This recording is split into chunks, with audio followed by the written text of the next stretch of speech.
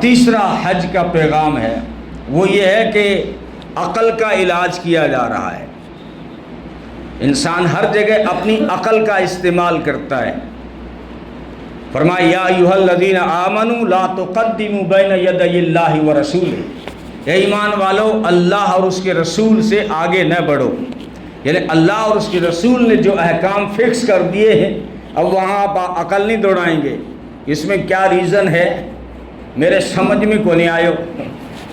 کب کہا تھا کہ تیرے سمجھ میں آئے گا تبھی ماننا ہے تجھے؟ اسلام نے کب کہا تھا کہ جب تیری عقل میں آئے تو مان لینا، نہ سمجھ میں آئے تو مت ماننا؟ یہ کب کہا تھا؟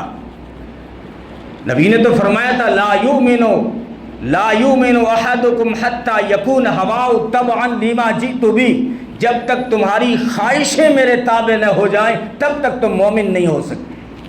تمہارے جذبات، تمہارے احساسات، تمہارے خیالات، تمہارا ذہن، تمہارا قلب جب تک میری اور میرے اللہ کی منشا کے تابع نہیں ہو جائے گا تب تک مومن نہیں ہو سکتے۔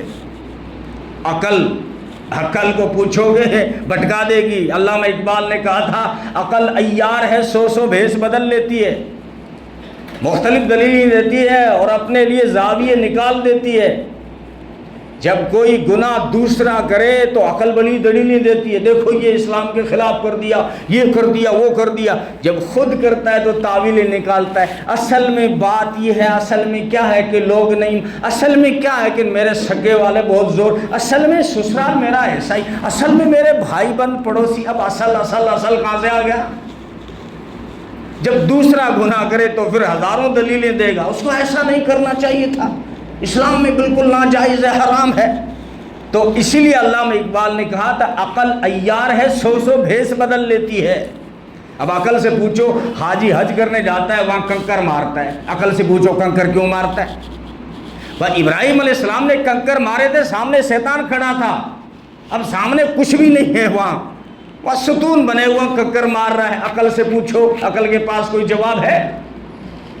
عقل سے پوچھو صفا اور مروہ کے بیچ میں حاجی کیوں دوڑ رہا ہے؟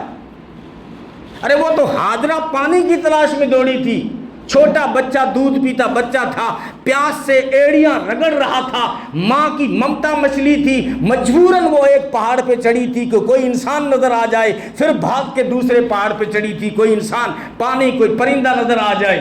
لیکن حاجی اچھے خاصے عقل والے وہاں دوڑ رہے، ایک سبز نشان لگایا گیا ہے وہاں کا، آپ کو تیز رفتاری سے دوڑنا ہے۔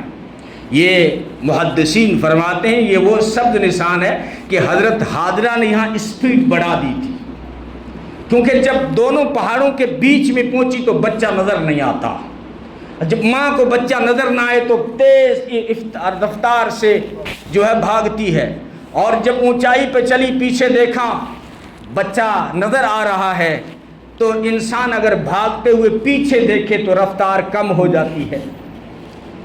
مجنوں کے بارے میں آتا ہے کہ وہ ایک اونٹنی پہ سوار ہو کر، جس کا بچہ بھی تھا پیچھے، لیلا سے ملنے کے لیے روانہ ہوا، اور بہت جلدی تھی اس کو کہ جلدی سے جلدی میں لیلا سے ملوں۔ اونٹنی کو مارتا جا رہا تھا لیکن اونٹنی کا بچہ پیچھے تھا، وہ اونٹنی بار بار پیچھے دیکھ رہی تھی کہ میرا بچہ کہاں رہ گیا۔ مجنوں نے دیکھا کہ اس کی رفتار تو بڑی سست ہے اور یہ بار بار اپنے بچے کو پیچھے دیکھتی ہے، یہ تو بھاگ ہی نہیں سکتی تیز، تو کہا وہاں سے چھلانگ لگا دی اونٹنی سے، بٹھانا بھی گوارا نہیں کیا، اور کہا کہ تیرا اور میرا سفر ساتھ میں نہیں ہو سکتا، تیری لیلا پیچھے ہے میری لیلا آگے ہے، اس لیے وہ اونٹنی سے کود جاتا ہے۔ یہ قیس اس کا نام تھا۔ مجنون جو ہے اس کو جو دیوانہ کہا گیا ہے یہ عشق کی وجہ سے کہا گیا ہے۔ لیلا کا نام بھی دوسرا تھا، لیلا کیونکہ کالی کلوٹی تھی، لیلا کے معنی رات جیسی کالی تھی، اس لیے اس کو لیلا کہتے۔ کسی نے مجنوں سے کہا کہ تو کالی کلوٹی سے اتنا پیار کیوں کرتا ہے؟ بادشاہ نے پوچھا تھا، بادشاہ کو کہنے لگا او بادشاہ سلامت، لیلا کالی نہیں ہے، لیلا کو دیکھنے کے لیے مجنوں کی آنکھیں چاہیے۔ اب یہ جو پیار ہوا کیوں ہوا، اور مورخین نے لکھا ہے کہ یہ دونوں بکریاں ساتھ میں چرایا کرتے تھے۔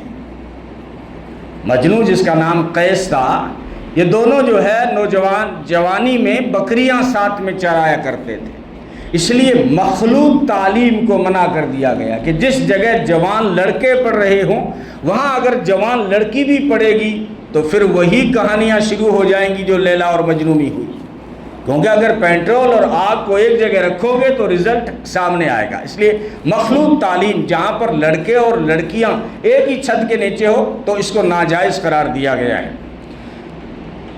لوگوں نے اب ان کے یہاں جس سے پیار ہو جائے اس سے نکاح عیب سمجھتے تھے اور رشتہ دینے سے منع کر دیا، نکاح نہیں ہوا دونوں کا۔ تو اس کے باپ کو کہا گیا، مجنوں کے باپ کو، کہ اس کو جو حج لے جاؤ، اس سے توبہ کراؤ۔